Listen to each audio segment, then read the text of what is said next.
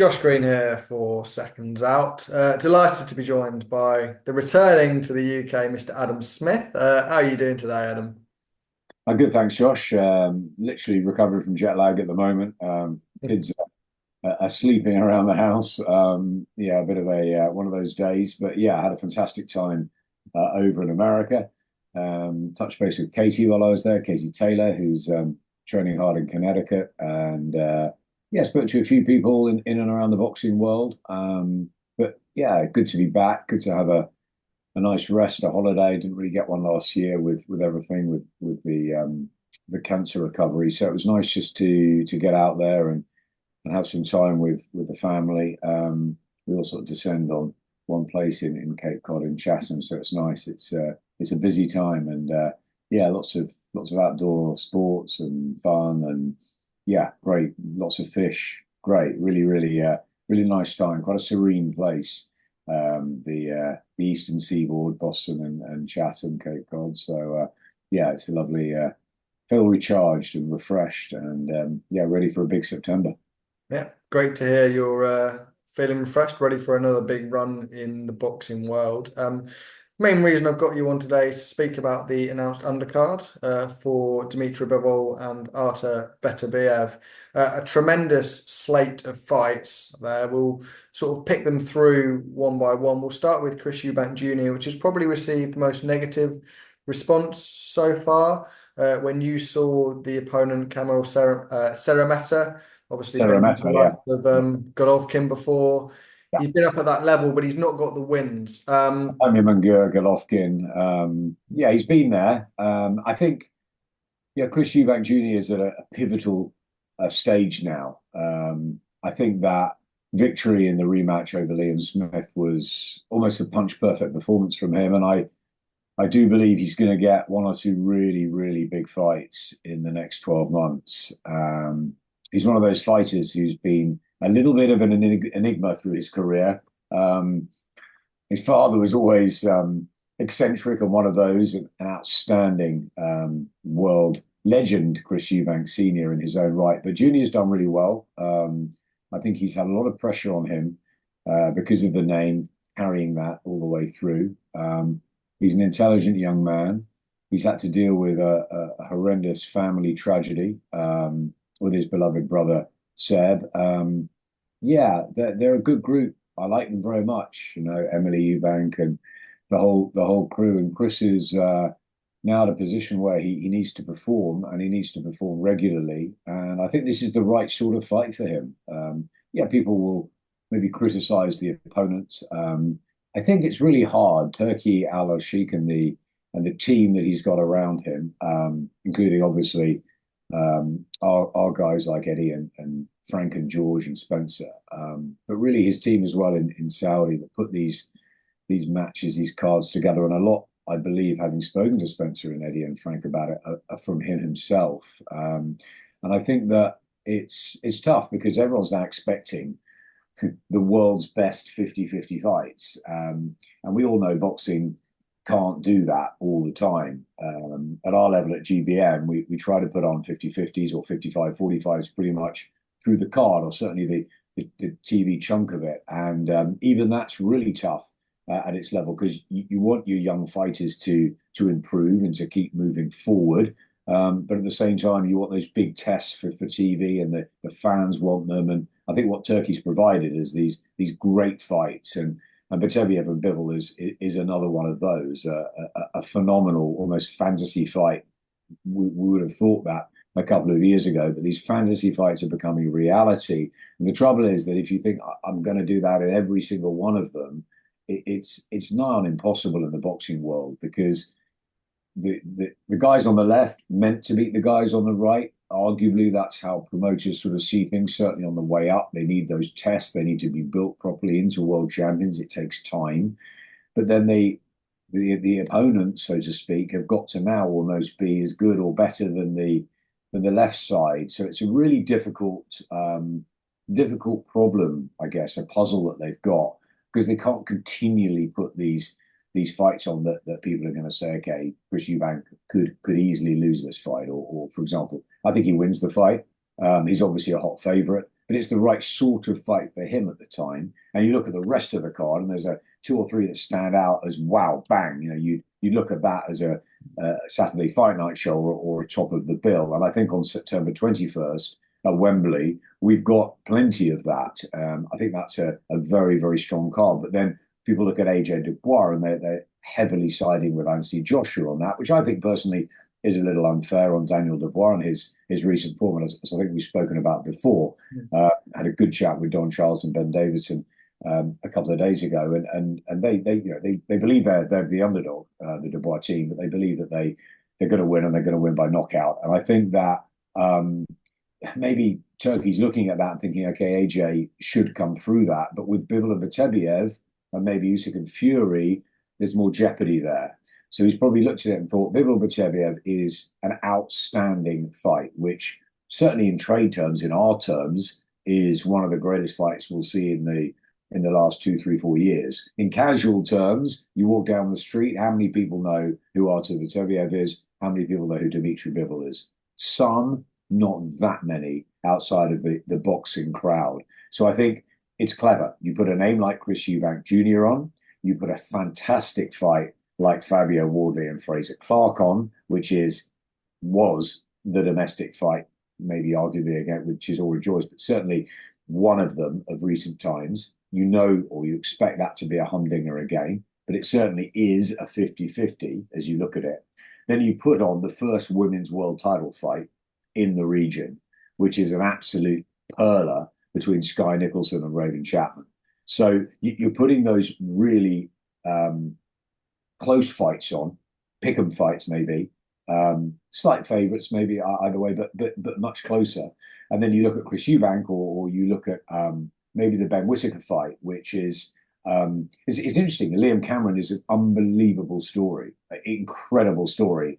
And I know that, for example, Turkey loves Mark Chamberlain, but Liam Cameron's the sort of guy that has come back from, like Tyson Fury, to come back from almighty problems, and he's rebuilt himself, and he's only 33, I think, still, and he's still fighting. And he put in a great performance against Lyndon Arthur last time. And yes, of course, Ben Whittaker should win the fight, but it's a chance for Liam Cameron. It's a chance for Joe Cordina. Shakur Stevenson is one of my favourite fighters of the last 5-10 years. I think he's outstanding. I think it's a wonderful, wonderful signature for Matchroom. Would I have advised Joe Cordina to take the fight? Look, it depends. He wants to go straight back into the fire. He's a fighter who dreams of the big occasion. He'll be getting well paid for it. It's an amazing opportunity, chance, a golden one, to become the first person to beat Shakur Stevenson. But he's coming off, a terrible defeat against Anthony Kakache, where it all went wrong for him and on the inside, and he just didn't get his game going. And I'm a big Joe Cordina fan. I think he's done brilliantly to become a world champion.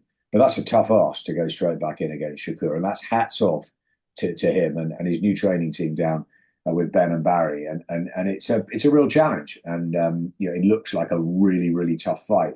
But you've got the names like Shakur and Chris Eubank. See what I'm saying? And then you sprinkle in the 50-50s. And I think people cannot complain about this card at all. I think I've seen a lot of criticism that some of the fights are really one-sided. I think that's unfair to expect fight after fight to be, you really don't know. And coming from working at Skye at the top level with box office fights, we couldn't do that. We tried to do as much of that as we could, but it's impossible to run a card like that financially, promotional wise for the fighter. You're arguing with the promoter then who is saying, no, that's too big a test at this point. You can't do that.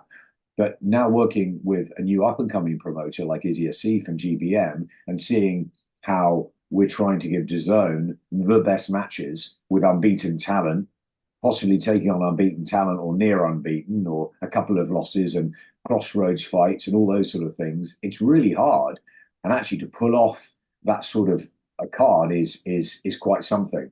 So we're really pleased at GBM of doing that on the 27th of Sheffield, the week after AJ, at our level. And I think that Turkey Al Sheikh has put on a tremendous card on September the 21st. Underneath, it's not even a card, it's an event underneath or supporting AJ and Dubois. And I think it's wrong really to criticise this one. I think that it's a clever card. It's a much watched card. It involves so many of our promoters coming together, especially Ben Shalom, who's got plenty on this and has really got involved now with that big win for Martin Bakole. So it's great seeing Ben get the opportunity, and it thrives GBM and Izzy, and he's thinking, okay, Ben's up there now, and Calais and Nissa are up there. I've got to find a fighter that's going to impress Turkey. Could it be Shaq Thompson? Could it be Kieran Malloy? Who's it going to be? Tiernan Bradley is one of these fighters who's going to get one of those opportunities, because Liam Cameron has got an amazing opportunity, hasn't he? Jack Massey, another one with a fantastic opportunity. Jai Opetaia, another of the pound-for-pound best, but Massey coming off a really good win against Isaac Chamberlain. You've got to go for it. If you're in Massey's camp, if you're looking after him, Kevin Murray and the team, they've got to go for this. They can't not. It's an opportunity that, hey, if they lose, they'll come back and they'll have earned money, and their reputation hopefully will continue, and he can come down a level. If he upsets the world, if he causes an incredible dramatic victory over Opetaia, then he's suddenly, like we saw with Bakole and Jared Anderson, suddenly boxing turns really, really quickly. So I think they're providing fantastic opportunities. It's saying, okay, you go and perform in one or two good fights at European level or domestic level back home, and we're going to get you. We're going to bring you onto our stage. So I think it's a really, really good night's boxing, and we haven't even talked about the main event, which is why we'll all be watching. Yeah, a couple of things to pick over there from that fantastic card. Wardley Clarke was a massive event, a massive fight for Great Britain and the UK early on this year. Is there any sort of disappointment that a fight of that magnitude for a British title isn't happening in the UK? Josh, good question, as you always do ask me them. Of course, it was a brilliant night at the O2. I was working with TalkSport and I absolutely loved it. I was alongside John Rawling, Spencer Oliver, and Gareth A. Davis, and we all thought it was one of the great domestic British title fights that we've seen. We were thinking back to, I don't know, the likes of Alex Arthur and Michael Gomez, or potentially, I don't know, Danny Williams and Mark Potter, that incredible win for Williams, all those sort of fights that you think about over the years. So it was one I think that always goes missing at Coventry when Scott Dixon it had a great fight with Derek Roach. I don't know if you've ever seen it, the up and down, a British welterweight title fight. If you haven't, watched it. There's been some that have just been lost in the crowd, but certainly as a British title fight and at heavyweight, I thought it was one of the great fights, and I thought it was fantastic that it happened in London at the O2. Would I have liked to have seen it happen at the O2 again? Yes, I probably would. But I'm now aware of where we are in boxing, and I think that it's very hard, if the money is right in Riyadh or in a Riyadh season event for both those fighters, then they've got to take that, because fighters' careers are short, as we know. Look at Joe Cordina. He's become a world champion. He's had his injury issues. He's had difficulties.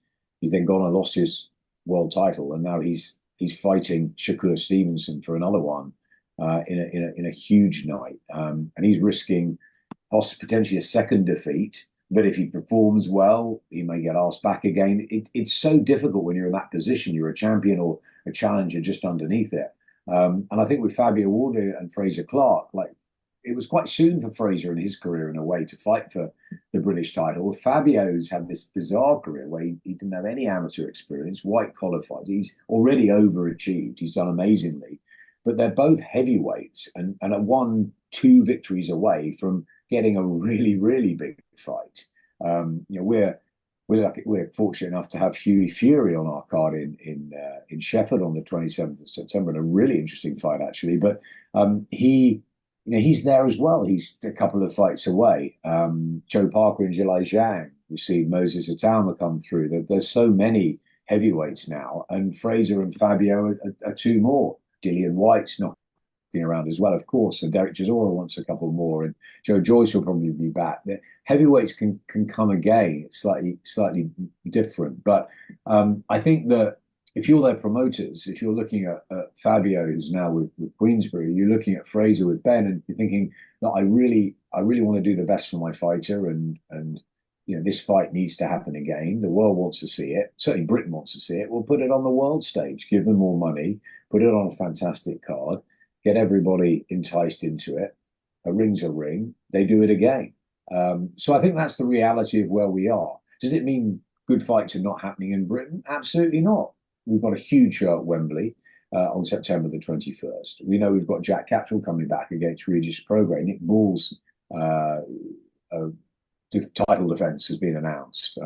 We've got our GBM show. There's loads of different shows. Wasserman, I know, have got a show at the end of September, a really good one. Matchroom looking at another one after Dalton Smith, the injury there. There's lots of British shows that are going to carry on. And I know that if I was still at Skye, I'd be insisting on, plenty of British fight nights, because I think that is the bread and butter. I think that we need to have crowds that go. But I was there for Johnny Fisher the other week, who had 5,000 at the Copper Box. It was incredible atmosphere. The GBM atmospheres this year, slightly lower numbers, but a couple of thousand have been immense. I know Johnny Clarke at Top Tier is putting on really great 50-50 fights at his sort of level. And I think that it's fantastic shows are going on up and down the country. So yes, maybe a few are being lost to the bigger global picture. But I think that we can say we're still getting British title fights. We're still getting good shows domestically, and we're getting fantasy fights, or fights that, I mean, how long would it take to actually put that rematch together?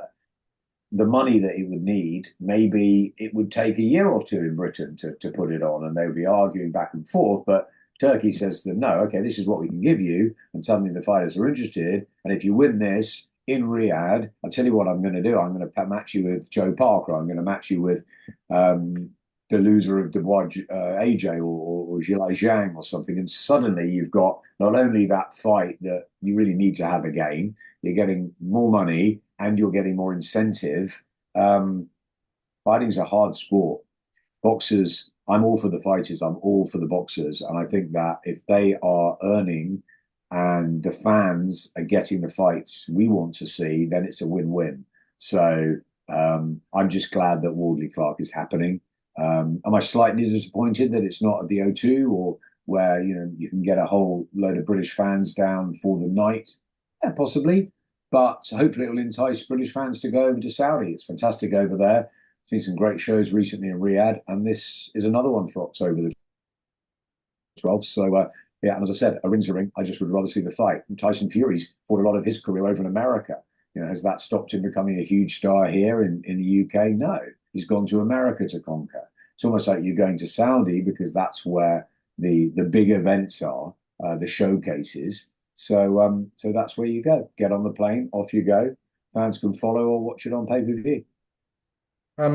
We talked a little bit about Skye Nicolson and Raven Chapman. Obviously, the first world title fight to have to be staged over in Saudi Arabia and a Riyadh season card. The sort of cultural impact of having a fight between two top female fighters over there in Saudi. What do you think the sort of knock-on effect could be of that happening? I think it's absolutely brilliant. I talked to Tasha about the potential of her going out, and I talked to Katie about it. And I think that it's very different from when I first went to Riyadh back in 2019 with AJ for the Andy Ruiz rematch.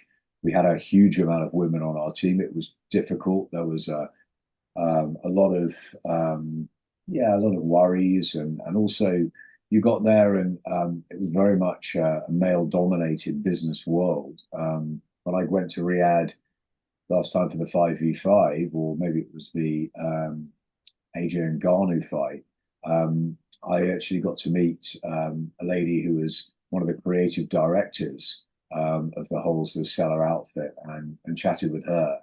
And she's in an extreme executive position work-wise. And she said that the opportunities for women have been phenomenal in this new sort of new time, new era, I guess, new chapter in Saudi history. And I think they want to move on. They are grateful for their opportunities. And I think it's really important that I've always been a massive advocate, as you know, of women fighters since I looked after Savannah Marshall at Skye as a scholar, since I saw Katie in the amateurs and that wonderful match with Tasha Jonas at the Olympics, which really hooked me and made me think. Jane Couch had been telling me for years and years about women's boxing, and I hadn't really listened. And while she had done brilliantly, she never really had the matches or the right sort of attention. Maybe she came a bit before her time, but from then on, I was really interested in pushing women not only in the boxing ring, but also at Skye in my team. Some fantastic women.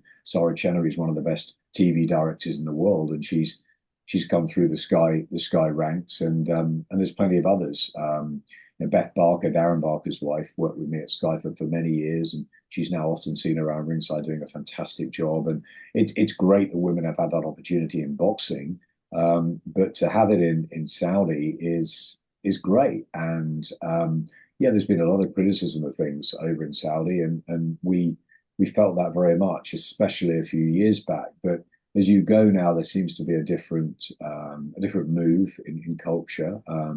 Is it the best it can be? Probably not. But is there a sort of move in the right direction? Absolutely, and that's coming from chatting to women over there and also women back here who have been to Saudi, and I think it's terrific. And most of the fighters I've spoken to, most of the women fighters want to fight on these big cards. We at Skye did a whole women's night at the O2, which was a standout thing and something that many of us had dreamt of for a long time, which was brilliant to have. The likes of Clarissa Shields and Savannah Marshall and Lauren Price and Caris, and it was just brilliant. And you can see how good Caroline Dubois is going to be. The talent is incredible.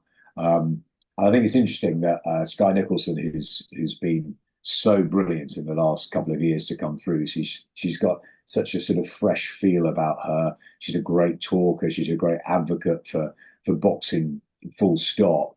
And to have her defending her title against one of my favourite women in boxing, one of my favourite people in boxing, in Raven Chapman, who I had the pleasure of commentating with in Saudi.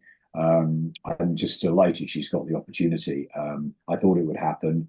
She's close to Frank and George. That's great, and they've made that. And Matchroom and Queensbury. It's a great little battle again. It's a great fight, and Raven goes in with an unblemished record. She's really confident. Skye's a very good fighter, and I think it's a really good advert for boxing. I saw an interview that Skye did the other day, saying that her and Raven have got this opportunity now to really put women's boxing, not even women's boxing on the map with two women athletes. And I think that that's fantastic. It's really important. It's one of the standout fights on the card for me. I'm delighted it's happened. I wish it could have happened a little sooner, maybe earlier in the year, but I'm glad it is happening. I hope it opens a whole new world for the very, very talented women we have. We've got a great fight between Tyson Gallagher and Tori Ellis Willits on the Sheffield show on September the 27th. There's Needle, there's Spice. It's great. Tyson won her titles at York Hall. Stevie Levy, that was another good one. These really good fights, capturing the imagination.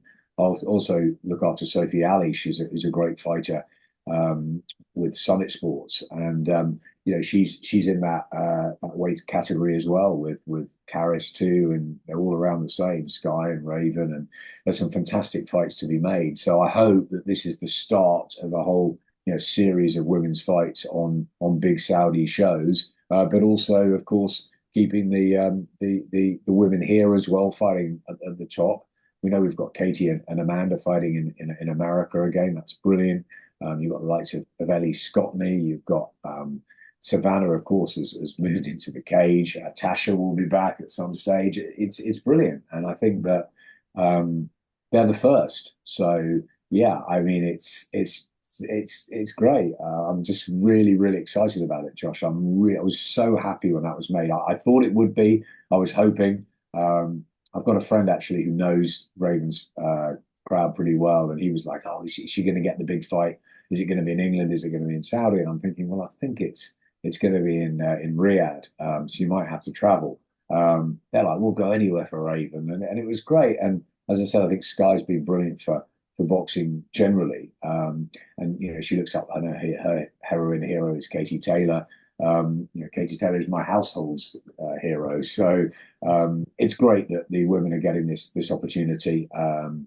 And Yeah, I think it's fantastic and not just a great addition to the event. I think it's a standout fight on the event. So I'm really pleased it's happening. I wish Skye and Raven all the very best, and I'm sure they'll put on a terrific fight for us. We've got our teeth stuck into the undercard. We've hardly mentioned Dmitry Bivol and Artur Beterbiev. Just paint me a picture of how you see that fight unfolding. It's a wonderful, wonderful fight, and I'm sure we've all played it over in our minds countless times. Artur Beterbiev, Dmitry Bivol, I've watched them for a very, very long time. They're very different fighters. Beterbiev has underrated skills. I think people think he's, because of all the knockouts and he's so strong, I think people, think that he's just this big, sort of strong, physical, tough, hard guy who you have to almost sort of knock the lumps out to stop him coming forward. But you speak to the likes of Callum Smith, you speak to Callum Johnson, the people that have shared a ring with him, and they say he's just so clever. The feints, the moves, it's really cute. It's there's a fantastic IQ there. Of course, he was a terrific amateur, but I think that people certainly sometimes underestimate the pedigree there, as well as the incredible power and the sheer terror of having to take on Beterbiev. Dmitry Bivol very different, very much a technical operator who's got very few weaknesses, flaws. He's watertight. Again, another brilliant amateur. Just a lovely fighter, especially if you're a purist to watch. And I love every time watching Dmitry Bivol and seeing how his feet move. And I think he's also got underestimated power too. So I think it's, as everybody, I think it's an absolute classic. And a lot of people I talk to are leaning one way than the other. Most are coming out with Beterbiev as their winner.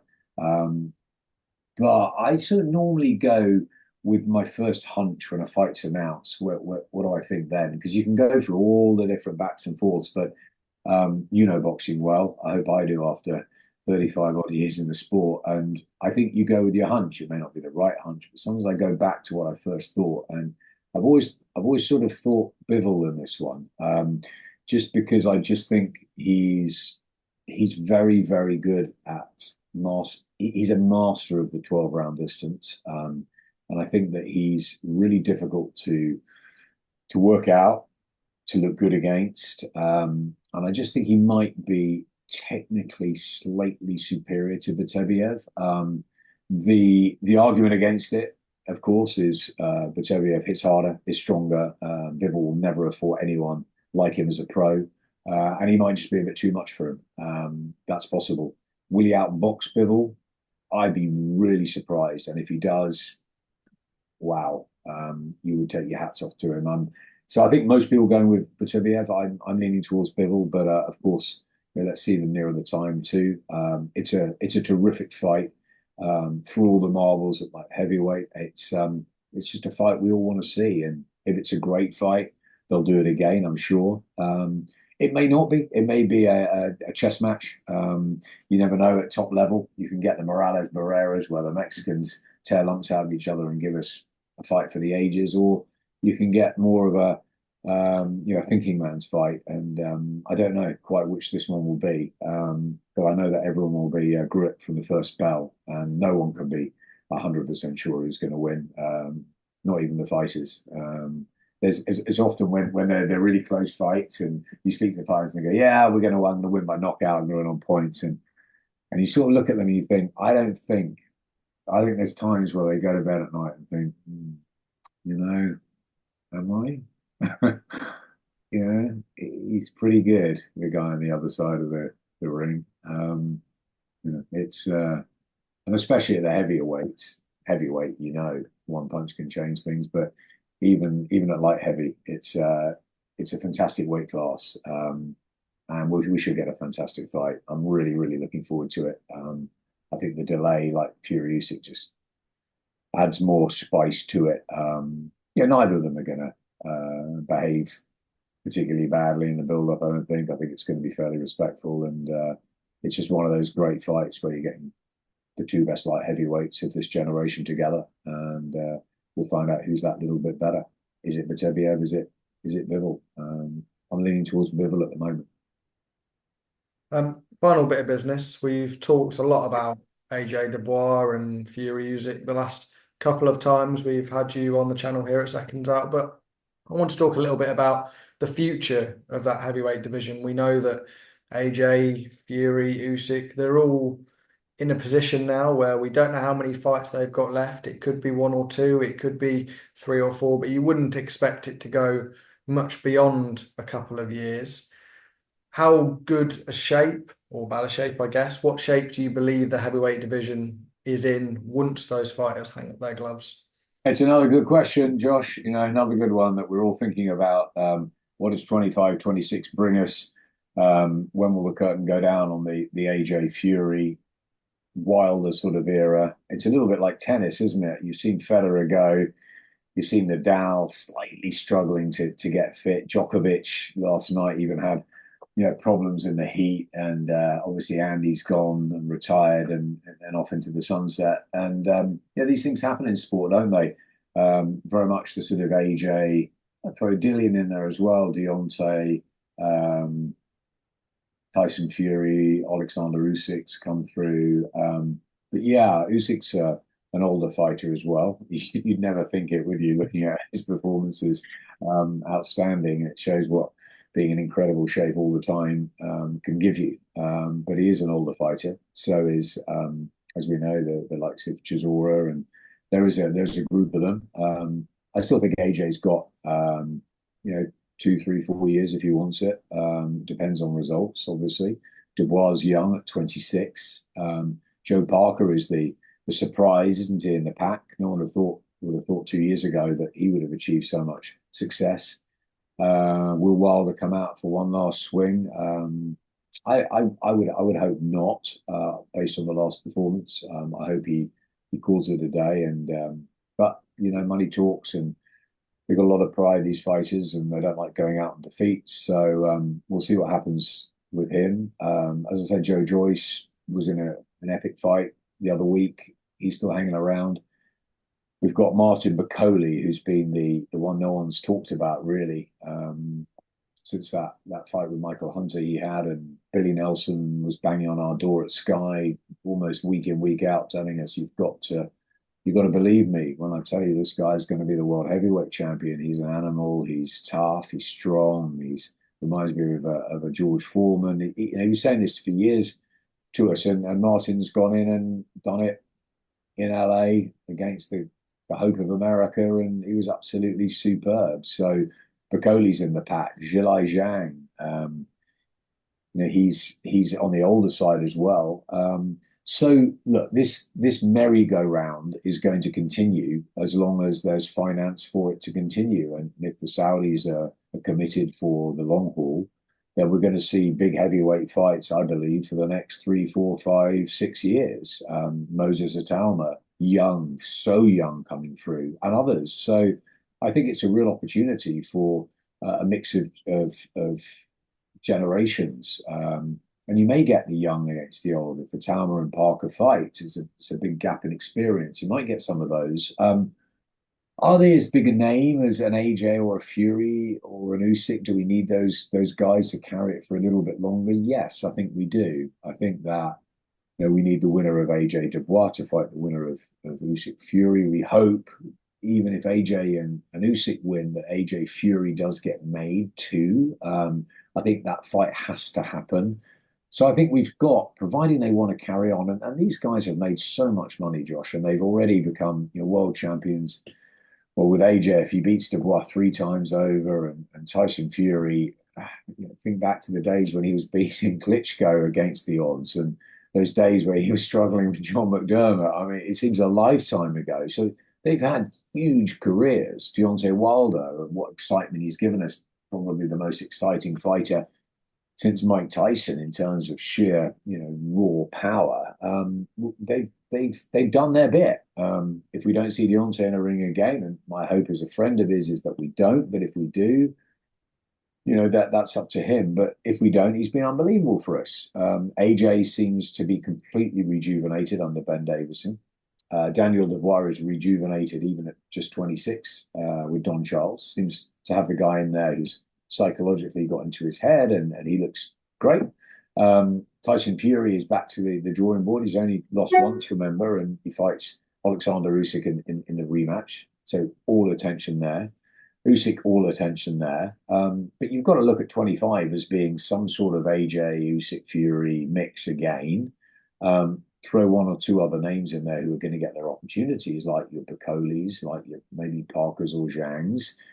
And then someone's going to come from nowhere, like maybe Moses Atama or another, a Wardley or a Clarke. Maybe people would say surprising at this stage to put them in that mix, but someone's going to come from somewhere.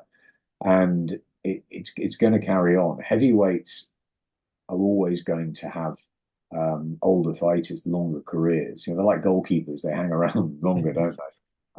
And they're the ones you want to watch, the heavyweights. So I think we've got mileage in AJ. I think we've got mileage in Dubois, win or lose on September the 21st. I think we've got mileage in Usyk, should he want to carry on. Tyson Fury sometimes says he's going to fight 10 more times. Sometimes he's going to call it a day. You never know, but you know that he loves boxing. So as long as he keeps himself in shape, or he can do training camps, he's going to carry on. I think we're in good shape. I think we're in really good shape, and I think we should enjoy it while it's here as well.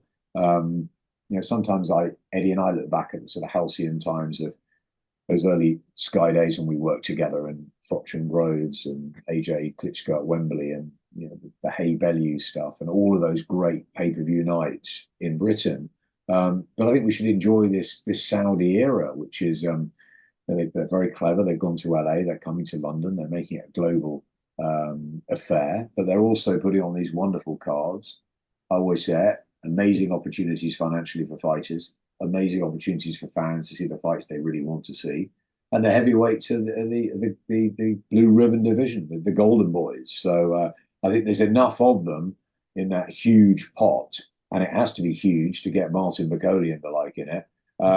And they'll get their opportunities. And I'm sure Ben and Eddie and Frank with Moses, they're all sort of vying for their they want to get their guy there first, but there's plenty to take care of. It's almost like it's not quite where the tennis era is. It's almost like you wind back a little bit where Murray still maybe had a chance of getting through, and Nadal was going to always win on clay, and Djokovic is the guy that you had to beat to win the tournament, and then Federer was the one you will want to watch because he's the most graceful, and would he give us another show? I think we've still got another 12, 18 months, certainly, if not 2 years of the big names. And over that time, we're going to have one or two coming through because boxing's cyclical, and I think there's enough around there and enough variety for the boxing scene to thrive at heavyweight for a good few years to go.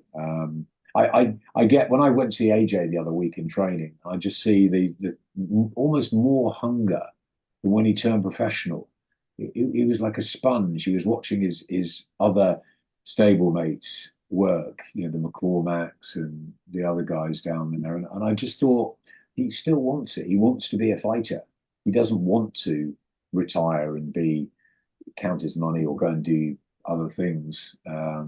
Philanthropic, I can't even say that word, but you know what I mean. Those things, the other things that you would do as a fighter that has retired and is living a different life. I think AJ still wants to box. I think he wants to box. I think that's all he's thinking about.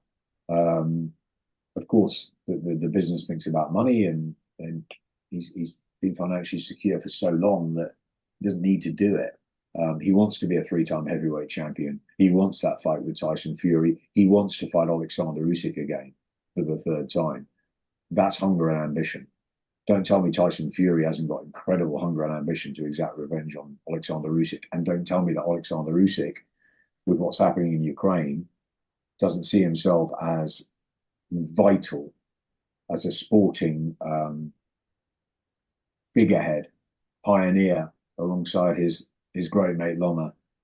They've got a country behind them who needs them, and I think that you put all that together, they've all got a lot of business ahead still. So I think that's really exciting, and I think that what Turkey's done for the sport in the last year and a half or so has been exactly what we needed at the right time. And we've got to keep everything going in Britain too. We've got to keep these GBM shows going. We've got to keep the young fighters coming through, and they've got to be taking those opportunities like so many have got on October the 12th, and the ones that you wouldn't have thought, the Jack Masseys and the Liam Camerons and the Joe Cordina straight back into the fire. Who would have thought that they get those chances because of what's happening in Saudi, and we have to go with it as boxing fans and as people that care about fighters and care that they get money and they they retire and they can enjoy a retirement, or they can stay in the sport. But I always worry about that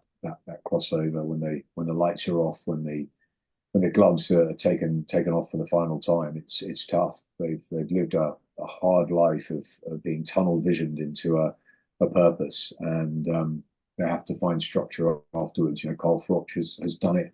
He looks after properties. He's got different things. He's got his own channel, as we know. There's things. George Groves has got his podcast. There's people. Spencer Oliver's always running around doing stuff. Johnny Nelson. We know there's people that really keep themselves busy, and that's a great thing. And there's others that have struggled, and we want to hope that they get as much money as they can out of what is the hardest of all sports, for them to then go on and have a great rest of life, because it's a long time. Even with the heavyweights retiring nearer 40, it's still a huge amount of time ahead they've got. And some of the lighter fighters can't go much beyond the late 20s or early 30s. So they've got to cram it in, which is why it's a great thing that's happening with Turki Al-Sheikh. He's changed a lot of lives already, and it's fantastic for the fighters to be being looked at, to being taken seriously, to be given proper money.